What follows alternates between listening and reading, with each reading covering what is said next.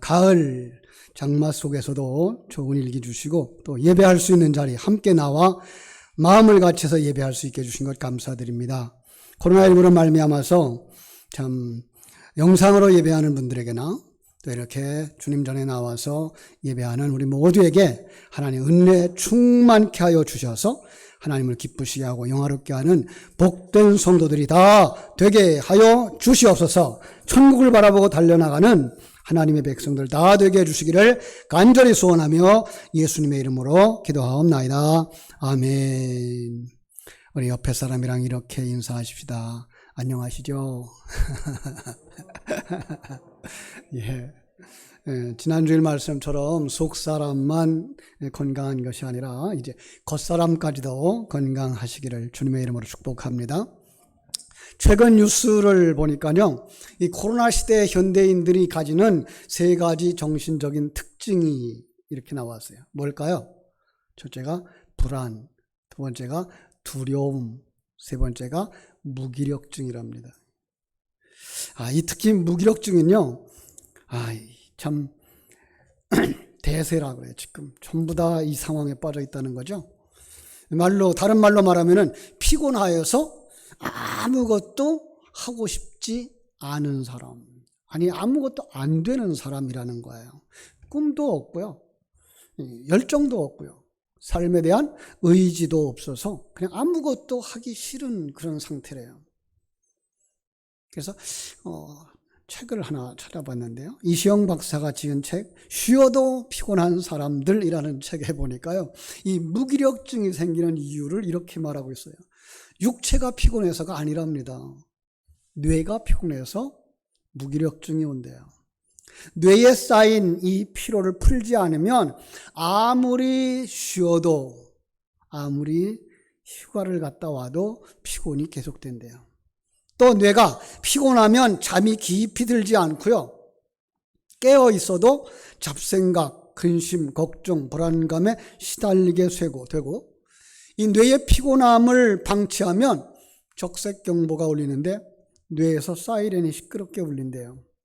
그게 신경이 예민해지는 거고 인간관계를 깨트리는 거고, 심하면 무기력증이나 우울증이 생겨서 삶을 망가뜨린다 그럽니다.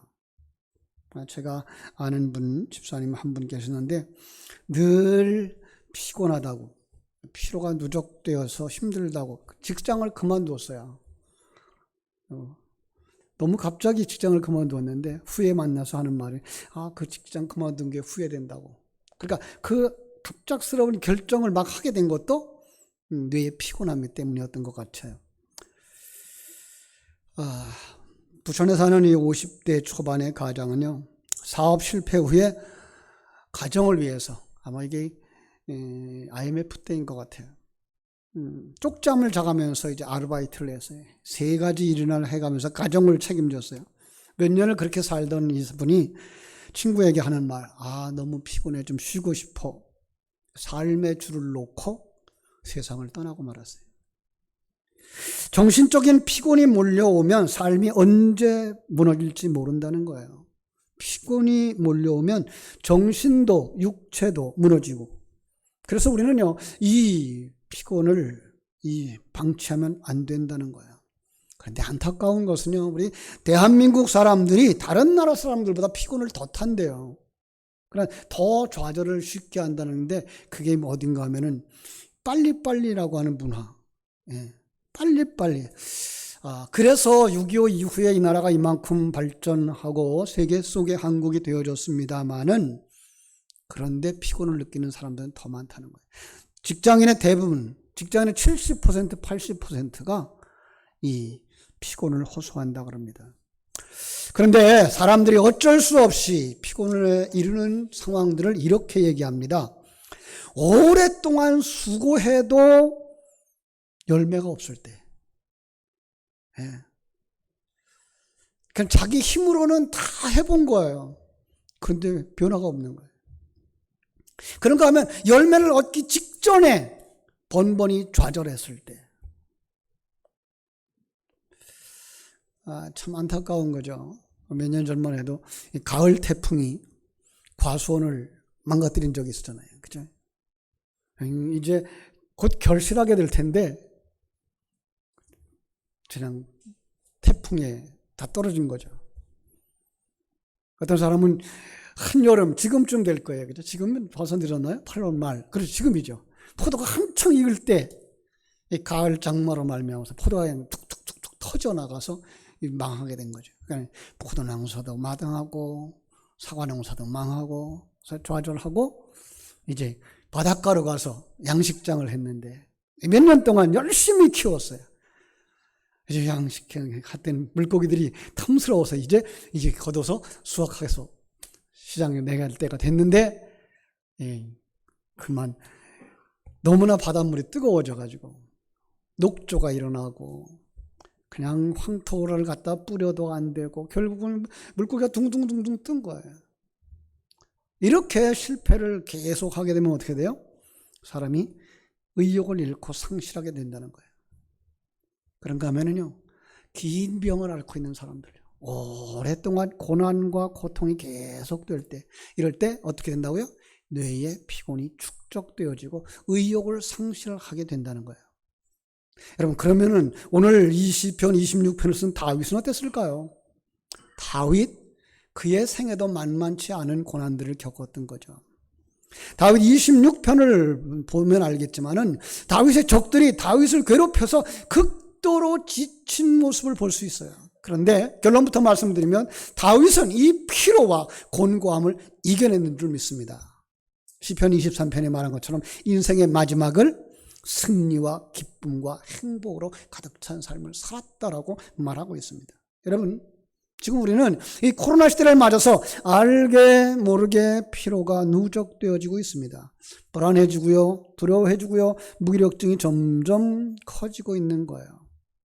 우리 모두가 지금 느끼는 피곤한 아닙니까? 그런데 오늘 말씀을 통해서 다윗이 피곤을 극복한 것처럼 우리도 피곤을 극복하고 새로운 삶을 살아갈 수 있는 복된 성도들 되시기를 주님의 이름으로 축원합니다. 그러면 어떻게 하면 이 코로나 시대의 피로감과 무기력에서부터 벗어날 수 있을까? 첫 번째로 오늘 본문이 말하고 있는 것처럼 자기 정체성을 분명히 하는 거예요. 오늘 본문의 다윗은 피로를 극복하는 모습을 보여주는데요. 사실 이 뇌의 피로를 푸는 의학계가 말하고 있는 방법이나 신앙이 말하고 있는 방법이 너무나 일치한 거예요. 한번 보겠습니다. 1절 우리 한번 같이 읽어볼까요? 내가 나의 완전함에 행하였사오며 흔들지 아니하고 여호와를 의지하였사오니 여호와여 나를 판단하소서.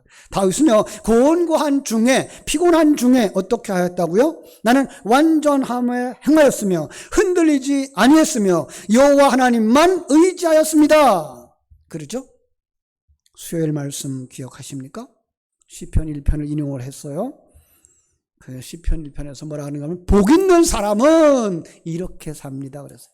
많은 사람들이 이렇게 살면 복을 받습니다라고 하는 세상적인 논리를 가지고 나오지만 성경은 그렇지 않아요. 성경은 먼저 뭐 한다고요? 하나님이 무기력 가운데 있는 우리에게 생명을 불어넣어 주셔서 복 있는 사람이 되게 하시고 눈을 뜨게 하시고 하늘 소망을 가지게 하시니까 어떻게 살더라고요? 이렇게 살더라고 말씀하고 있는 거예요. 그렇습니다. 그 첫 번째가 뭐예요? 자기 정체성을 분명히 하는 거예요. 오늘 3절 말씀 보겠습니다. 주의 인자하심이 내 목전에 있나이다. 내가 주의 진리 중에 행하였습니다. 내가 주의 진리 중에 행하였습니다. 4절 허망한 사람이나 간사한 자와 동행하지 아니하고 악한 자와도 같이 하지 아니했습니다. 11절 나는 완전함에 행하였다. 그죠? 그렇게 마음에 결단했다는 거예요. 다윗도요 피곤하고 곤고한 때가 많았죠. 그런데 다윗은 그때 어떻게 했다? 자기 자신을 돌아보았다. 나는 하나님의 자녀다. 하나님의 자녀, 하늘 생명을 가진 자답게 살겠다라고 외쳤던 것입니다. 우리도 한번 외쳐볼까요? 나는 하나님의 자녀다. 하나님의 자녀처럼 살겠습니다. 나는 하나님의 자녀다라고 하는 확신이 여러분의 심령 속에 충만하기를 바랍니다. 그리고 나는 하나님의 자녀니까 하나님의 자녀답게 살겠다라고 하는 결단이 있게 되기를 주의 이름으로 축원합니다. 그렇습니다. 하나님의 백성, 성도들이 이 어려움의 때를 극복하고 피곤을 풀어내는 이 놀라운 비결, 그건 자기 정체성을 분명히 하고 주어진 삶의 정황 속에서 하나님이 섭리하신다는 사실을 믿음으로 당당하게 살면 피곤을 이기는 에너지가 하늘로부터 공급되어진다는 거예요. 여러분, 우리가 예배를 드리면서 그 힘을 공급받아 가지고 돌아가는 시간이 되어져야 될 줄로 믿습니다. 그러면은요, 그 사람의 심령 속에 마음의 평안함이 있습니다. 누구를 만나거나 어떤 상황 속에서도 그런 평안을 누립니다. 과거에 대통령이었던 김대중 전 대통령이죠. 이 남아공화국의 만델라 대통령, 이 두 사람이요, 놀랍게 공통점이 있어요. 어떤 공통점이죠? 그들은 긴 감옥 생활을 했다는 거예요. 놀라운 건 감옥 생활 후에 또 대통령들이 되었다는 거예요.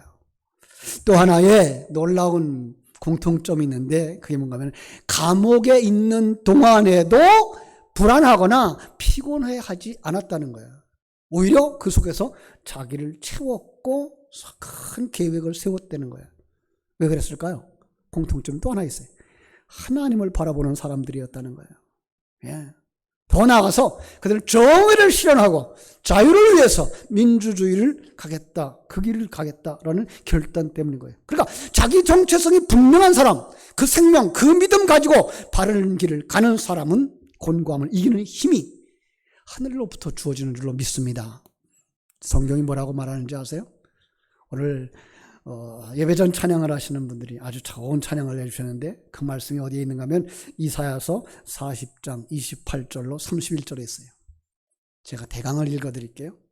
여호와신 하나님 여호와는 피곤한 자에게는 능력을 주시며 무능한 자에게 힘을 더하시나니 소년이라도 피곤하며 곤비하며 장정이라도 넘어지며 쓰러지되 오직 여호와를 앙망하는 자는 자기 정체성을 분명하게 깨달은 자에게는 새 힘이 되시나니, 새 힘을 주시나니 독수리가 날개치며 올라감 같을 것이요 다른 막질을 하여도 피곤하지 아니하겠고 걸어가도 피곤하지 아니하리로다. 아멘. 이 은혜가 여러분들에게 주어지기를 주님의 이름으로 축원합니다. 곤고한 중에, 피곤한 중에 뭐 한다고요? 자기 정체성을 분명히 하고 자기 하나님 자녀답게 살겠다고 하는 결단이 있을 때 하나님이 거기에 힘을 주신다는 거예요. 인생의 곤고함을 이기는 비결은요, 잔꾀를 부리는 것도 아니고요, 악한 방법으로 사용되는 것도 아닙니다. 오직 하나, 자기 정체성을 분명히 하고 임마누엘을 누리면서 하나님 앞에서 떳떳한 삶을 살아가는 것입니다. 그럴 때 하나님은 위로부터 공급해 주시는 에너지, 생명의 충만함을 허락해 주시는 줄로 믿습니다. 두 번째로, 이 피곤을 이기고 곤고함을 이기는 비결, 하나님을 의지하면서 옳은 길을 걸어가는 자들, 그죠? 옳은 길을 걸어가는 거예요. 아주 쉬운 얘기로 하나님 자녀답게 살고 주신 사명을 감당하면서 사는 거예요. 그죠? 그러면 어떻게 된다고요? 사단의 올무, 사단의 함정을 벗어난다는 거죠. 다윗은요, 하나님을 의지한 사람으로 하나님 앞에 인정을 받은 사람입니다. 사도행전 13장 21절로 22절로 보면은요, 하나님이 그를 왕으로 삼은 놀라운 비밀을 거기 가르쳐 주고 있어요. 그들이 왕을 구하거늘 하나님이 베냐민 지파 사람 기스의 아들 사울을 40년간 주셨다가 패하시고 다윗을 왕으로 세우시고 증언하여 이르시되 내가 이새의 아들 다윗을 만나니 내 마음에 맞는 사람이라. 여기 요즘 성경이에요. 전에 성경에는 어떻게 했다고요? 내 마음에 합한 사람이라.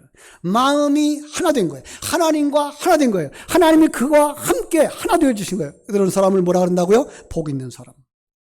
예, 그 복 있는 사람이 걸어간 길을 아까 이야기한 것처럼 시편 1편이 말하고 있는 거죠.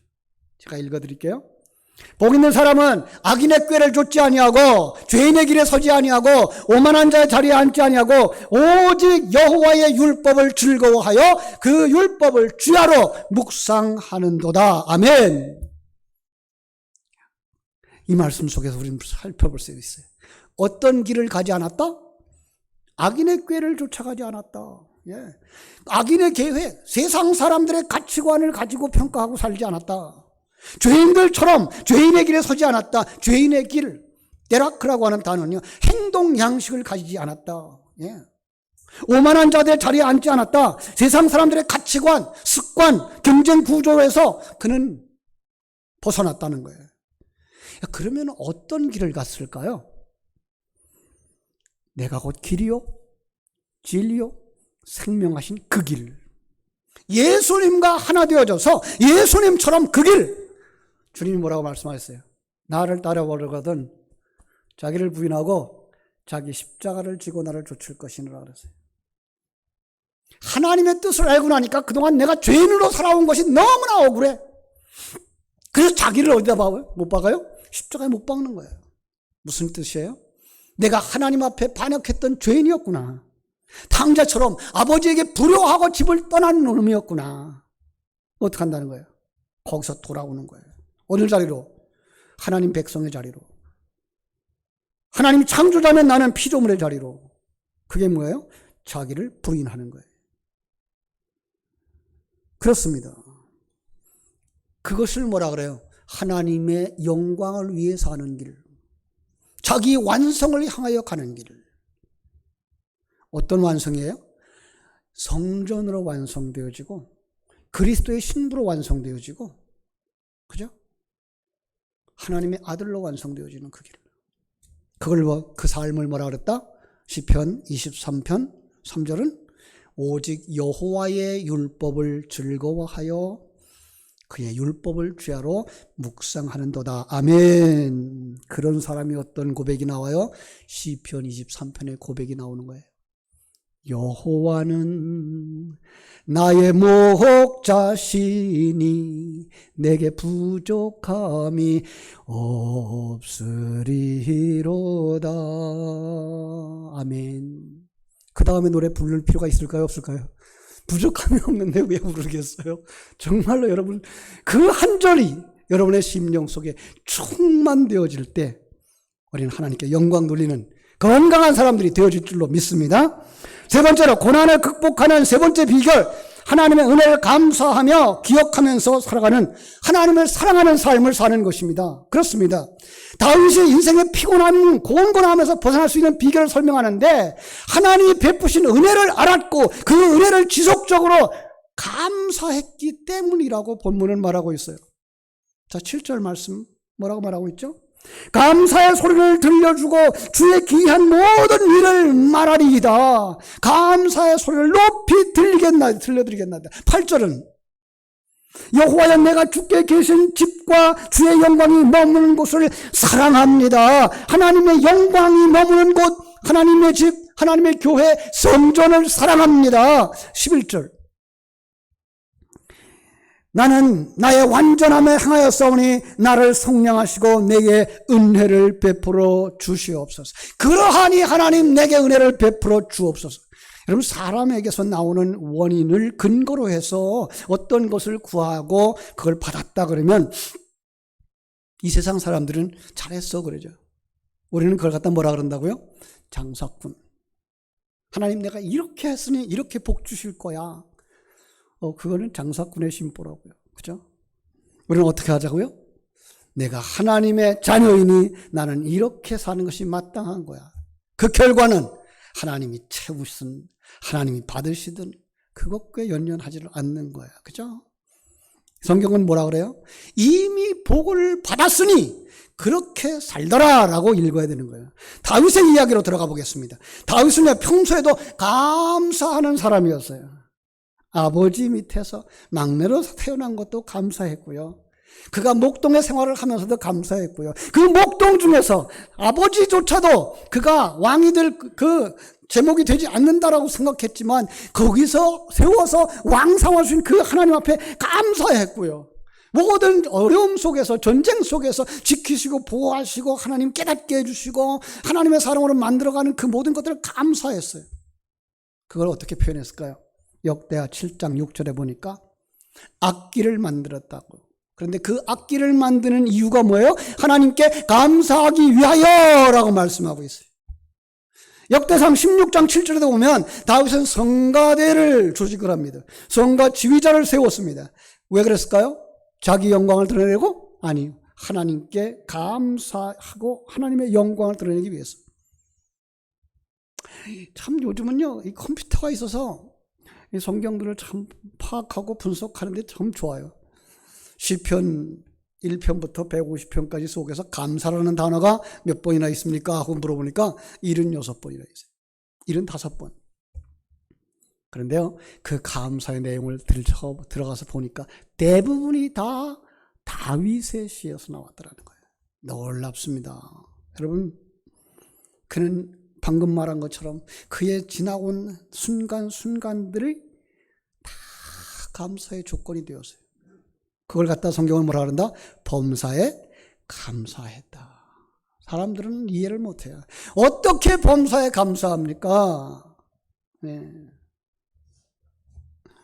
사람들은요, 잘 되다가도 한 가지만 어려움을 당하면 그것 때문에 불평해요. 그러나 하나님의 사람은 그 모든 것들을 합력하여 선을 이루시는 바라보기 때문에, 하나님을 바라보기 때문에 감사하는 거예요. 아무튼 다윗은요, 눈을 뜨기만 하면 감사, 한낮에도 감사, 저녁에도 감사, 수시로 감사, 기쁠 때도 감사, 곤고할 때도 감사. 그의 가슴과 그의 입술에는 그냥 감사가 넘쳤던 거예요. 이런 감사가 있었기에 그에게 피곤함과 곤고함이 왔다가도 도망가는 거예요. 하나님을 향한 사랑이 식지 않았습니다.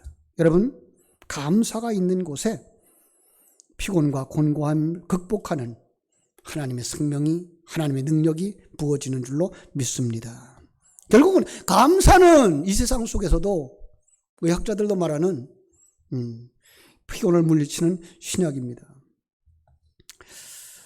자주 불평하고 원망하면요, 우리의 뇌에 뭐가 쌓인다고요? 피로가 쌓인대요. 그 사람은 희망이 사라지고 의욕이 사라지고 무기력증에 빠진다죠. 그래서 우리는 반대로 뭐 해야 돼요? 감사하며 살아야 되는 거죠. 하나님의 은혜를 부으사 감사한 생명 되어졌다는 것, 감사. 네. 좋은 일도 슬픈 일도 어려운 일도 감사. 여러분, 이거가 쉽지를 않아요.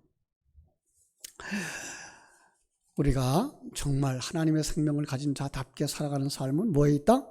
생명에 있다. 그 생명을 가지고 하나님의 섭리를 보고 하나님의 계획을 보면 범사에 뭐 할 수 있다? 감사할 수 있다. 억지로라도 하시라는 거예요. 억지로라도. 옛날에 제가 영상을 한번 보여드렸던 웃음전도사 이요셉 집사님이 있어요. 그분은 이렇게 말하죠. 우리의 뇌는 거짓 웃음과 참 웃음을 구별하지 않고 웃으면 온 몸에 기쁨이 넘치고 활력이 생긴다. 옛날 우리 한창 쓰던 말, 엔돌핀이 솟아난다는 거죠. 그죠? 그러면서 실험을 하나 했어요. 손에다가 물건을 하나 들고 뭐라 그래요? 내가 여기에 아주 새콤한 오렌지를 하나 가지고 있다고 상상해봐라. 그리고 내가 이거 절반을 딱 잘랐어요. 그랬더니 거기서 그냥 아주 새콤한 즙이 뚝뚝뚝뚝 떨어내는데 이 오렌지 즙을 한 입 꽉 깨물어 보라. 여러분, 그러면요, 제가 지금 그 말을 하는 동안에 이 침샘이 뻐근하고 침이 솟아나죠, 그죠? 여러분, 오렌지를 깨물었나요? 아니에요. 근데 그 상상만으로도 우리 몸은 뭐 하고 있어요? 침샘에서 침이 나오게 만들듯이 뭐 하는 거예요? 감사하면은요, 온 몸은 피곤을 물리치는 역할들이 일어난다는 거예요. 예. 그러니까 웃으면 웃을 일이 생겨나고 감사하면 감사할 일이 생겨난다는 거예요. 그래서 범사에 감사할 수 있다는 거예요. 그렇죠? 더군다나 우리는 그냥 없는 데 있는 것처럼이 아니라 실제로 누구예요? 여러분 누구예요? 하나님의 자녀. 예, 나는 하나님의 자녀. 그럼 거꾸로 말하면은 하나님의 자녀는 범사에 감사한다가 되는 거예요. 왜? 하늘 생명을 가졌기 때문에 하나님의 계획과 하나님의 섭리와 하나님의 동행하심, 하나님의 임마누엘, 그리고 하나님이 생명길로 인도하시는 것을 믿고 누리기 때문에. 믿습니까? 그러면 어떻게 된다고요? 우리 몸이 반응하는데 그 곤고함에서, 그 피곤함에서 일어나게 되는 줄로 믿습니다. 그러면 그 사람 피곤함, 무기력함, 사단의 올무, 함정 벗어날 수 있는 거예요. 여러분, 또 하나 이런 말이 있습니다. 노래는 부를 때까지 노래가 아니며 종을 칠 때까지 종이 아니다. 사랑은 실천할 때까지 사랑이 아니며 감사는 표현할 때까지 감사가 아니다. 한번 따라해 볼까요? 노래는 부를 때까지 노래가 아니며 종은 울릴 때까지 종이 아니다. 사랑은 실천하기까지 사랑이 아니며 감사는 표현할 때까지 감사가 아니다. 그러니까 불평의 말은 하면 할수록 내 마음이 불편하게 만들지만 감사는 표현하면 표현할수록 감사가 넘치게 되는 거예요. 그걸 뭐라 그러는 거예요? 그걸 행한다는 거죠. 노래를 부른다는 거고요. 종을 울린다는 거고요. 사랑을 실천하듯이 감사를 표현한다는 거예요. 하나님 감사합니다. 우리의 지금까지 걸어온 길 속에서 여러분 감사를 찾을 수 있는 여러분들 되어지기를 주님의 이름으로 축원합니다. 조금 부족해도 양이 안 차도 인도하심과 합력하여 선을 이루시는 하나님을 믿기 때문에 감사할 수 있는 여러분들 되시기를 주님의 이름으로 축원합니다. 이렇게 해서 하나님께 감사하면 피곤치 아니해요. 무기력하지 않고 우울증에 빠지지 않는 줄로 믿습니다. 그래서 감사하는 자는 반드시 승리합니다. 우리 한번 따라합시다. 감사하는 자는 반드시 승리합니다. 아멘. 세상 사람들이 그렇게 또 말할 거예요. 그게 됩니까? 예. 세상 사람들은 보는 것만 가지고 하니까, 결과만 가지고 이야기를 하니까. 그런데 우리는 보이지 않는 것을 보는 믿음을 가진 사람들, 그죠? 하나님의 생명을 가진 사람들, 하나님의 가치관을 가진 사람들, 임만을 누리는 성도들, 할 수 있다 없다? 할 수 있다. 할 수 있다 하시니는 나의 능력 주 하나님 의심 말라 하시고 물결 위 걸으라 하시니 할 수 있다 하시니 할 수 있다 하신 주 무엇만이? 믿음만이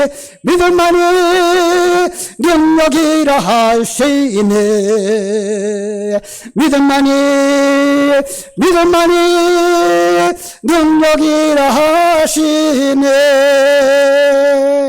그 믿음 가지고 자기 정체성을 분명히 하면서 하나님을 바라보며 하나님 앞에서 옳은 길, 사명자의 길, 하나님의 영광을 드러내는 그 길을 걸어가다가 만나는 모든 환경 속에서 감사함으로 감사를 표현하고 감사를 찬양하고 감사를 실천할 때 여러분 속에 피곤이 사라지고 이사야가 말씀하신 것처럼 정말 독수리처럼 날개치며 올라갈 수 있는 새 힘을 불어주실 줄로 믿습니다. 기도하겠습니다. 고마우신 아버지 우리 하나님 크신 은혜와 사랑을 감사하고 감사합니다. 코로나19로 말미암아서 우리가 정말 피곤들을 하고 있습니다. 무기력하고 두려워하고 염려하고 있습니다. 이것이 큰 병이 되어지면 세상을 살아가는데 너무나 힘들다 그럽니다. 그러나 우리는 하나님의 자녀이기 때문에 오늘 본문에 보여주신 시편 26편에 보여주신 다윗이 하나님 앞에 영광을 돌리면서 나는 이렇게 살 수 있었습니다. 나는 그리고 이렇게 살았습니다. 그렇게 고백했던 것들 속에서 우리는 이런 주제를 찾았습니다. 자기 정체성을 분명히 하는 사람이 힘있게 살아갈 수 있다는 것. 하나님의 자녀답게 끝까지 천국을 소망하며 달려가고 옳은 길을 걸어가는 십자가의 길을 걸어가는 사람들이 새 힘을 얻는다는 사실 뿐만 아니라 하나님의 섭리를 믿기 때문에 하나님의 인도하심을 믿기 때문에 범사에 감사하되 그 감사를 사랑하는 자녀들에게, 사랑하는 아내에게, 사랑하는 남편에게, 사랑하는 이웃에게, 사랑하는 성도들에게 표현할 수 있는 저희들 되어질 때 아버지 하나님이여 약속하신 바대로 하늘의 문을 여시고 놀라운 생명수를, 놀라운 능력을 갑절로 부어주실 줄로 믿사오니 그 약속대로 오늘 예배하는 모든 성도들에게 축복하시고 힘을 불어넣어 주셔서 아버지 하나님이여 정말로 아침 문을 뜰 때 하나님 주시는 기운이 새롭게 임하게 해주시고 오늘 아침 우리 모두는 정말로 활력이 넘치는 천국에서 기쁨과 감사의 눈을 뜨게 될 것을 소망하는 자들이 되게 하여 주시옵소서. 예수님의 이름으로 기도드리옵나이다. 아멘. 아멘.